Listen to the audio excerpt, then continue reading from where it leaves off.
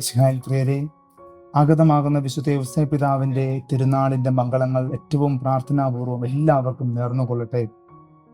പാത്രിയസ് കോർദേ പിതൃഹൃദയം എന്ന ചാക്രിയ ലേഖനത്തിൽ പരിശുദ്ധ ഫ്രാൻസിസ് മാർപ്പാപ്പ നമ്മെ ഓർമ്മപ്പെടുത്തുകയാണ്.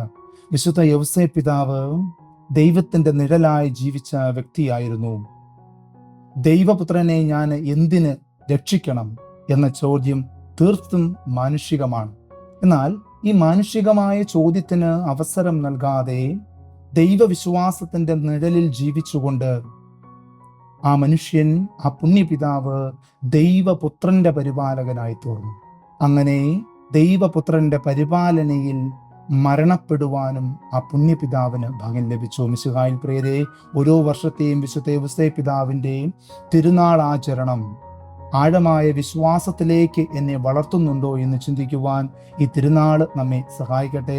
അതിന് വിശുദ്ധ യോസേപ്പ് പിതാവ് നമ്മുടെ ജീവിതങ്ങളെ അനുഗ്രഹിക്കട്ടെ എന്ന് പ്രാർത്ഥിക്കുന്നു. ആമേൻ.